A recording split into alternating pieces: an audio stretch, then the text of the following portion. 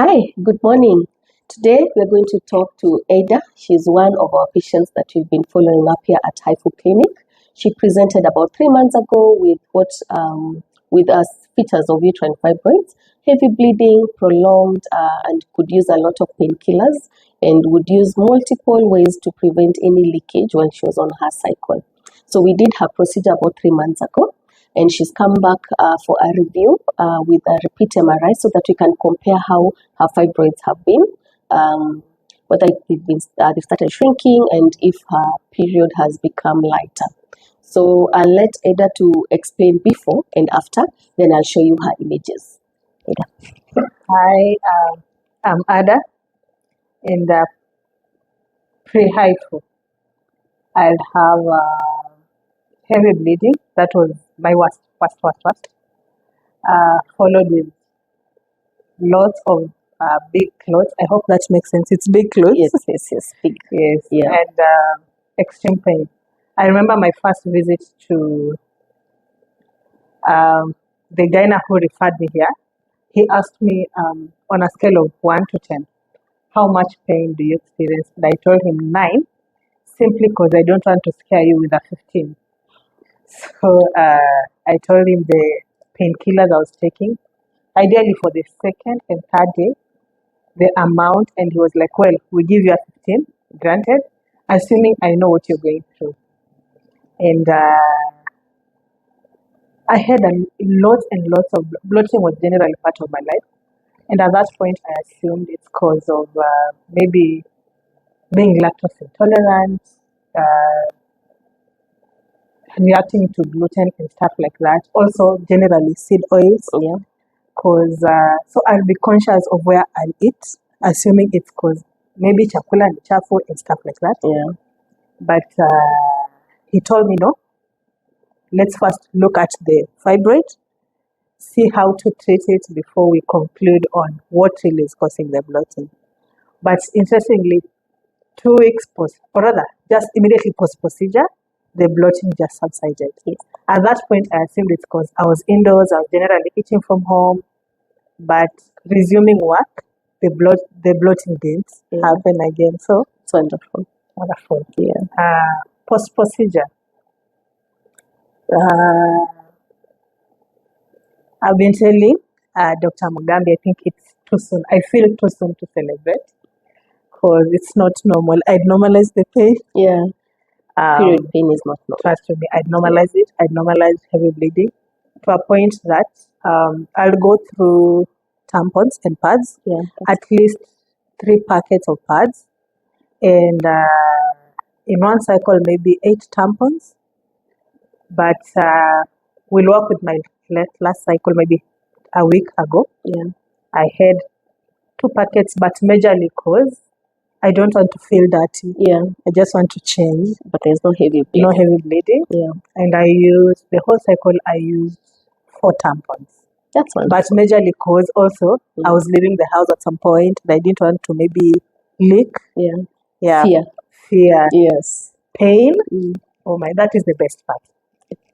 Before Hifu, I'll go with at least 8 cataplasms and 5 pairs of Panadol Advance. We almost overdosing. And that was generally in 3 days. Yeah. Because I experienced abnormal pain in 3 days. Post-Hifu, or rather the last cycle, I only took 1 cataplasm tablet. 1. Yeah. And 2 Panadol Advances. So you can imagine that is like more than 90% reduction in pain. In pain, exactly. And that's what we go for. Yeah. So Hifu being, it's a non-invasive procedure which helps you to relieve all the symptoms that you have prior to Hifu. And currently, like Ada has mentioned, bleeding has decreased. She's using less painkillers. She's able to enjoy life better. Bloating has reduced. She can go back to her usual activities. And all this within less than 2 weeks, she was able to be go back to a steady state where you can say what is required, what is generally mentioned as normal. Yeah.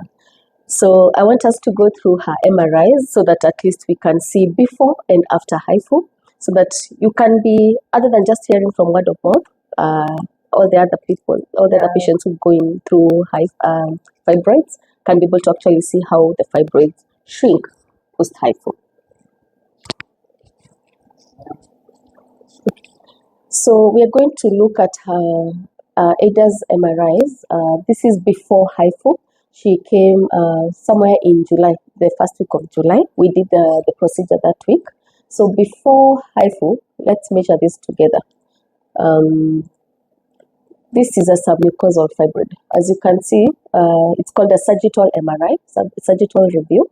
We can see this is the uterus that is a bit bulky because there is something inside it. And this is a submucosal fibroid. So when we measure it, it's about 4.6 centimeters by 5.2 centimeters.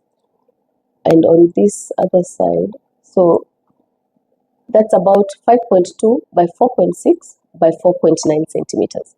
That's a big fibroid. And considering it's a submucosal fibroid, she was bleeding a lot compared to patients who might have maybe a subserosal fibroid. So this is what was making her to bleed a lot, have a lot of cramping, and also leakage because of the heavy bleeding and also the bloating that she had mentioned earlier. So we are going to look at after, 3 months after, how her MRI looks like.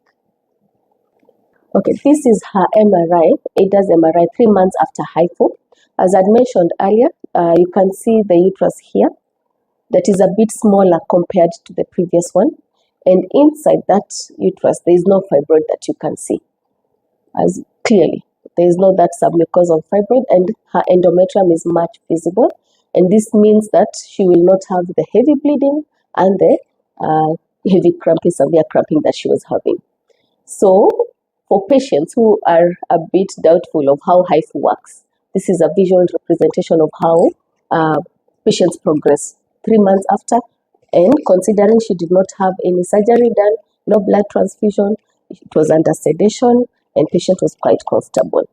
So visit us at Nairobi Hifu, Landmark Plaza, first floor. So I'm going to let Ada to talk and express how she feels 3 months after seeing her MRI. How do you feel? Well, first let me say, it was a struggle waking up for a Saturday morning appointment. Yeah. But after these results, it's okay. Let's just wake up early in the morning And go for those appointments because it is nice. Of course, I was expecting some change, positive change, but not to this magnitude. This is good. You're happy? I'm at a very good place. Psychologically, Yes. I think all the brain fog is dusted. Prior to Hifu. Yes, prior to Hifu. I feel so good. And I'll say, ladies going through fibroids, and of course you told me about adenomyosis. Yes. They should embrace this. Yes. Like, especially if you are preserving fertility, this is a very good move. Yeah. And considering that you're not bleeding. Yes. There is no cut. Yeah. Like in the shortest time possible, you're going back to your normal activities. Then this is a plus. And also, maybe if I should speak for myself and what I went through, I think the Ministry of Health, in collaboration with our insurance companies, SHA included, should consider this as a very good treatment option. It's not cosmetic. Literally, this is not cosmetic. It is not. It's one thing having Hifu for the face and everything that's going on, but for fibroids or rather for women health, this is not cosmetic. This is a very, very good treatment option. Thank you for that. Yeah. As you've heard from the patient herself, the advantages of Hifu, non-invasive, no surgery, no blood transfusion while doing the procedure. You do the procedure under sedation. It's relatively pain-free, and you go back to your normal activities within a very short time, and you become joyful. Yes.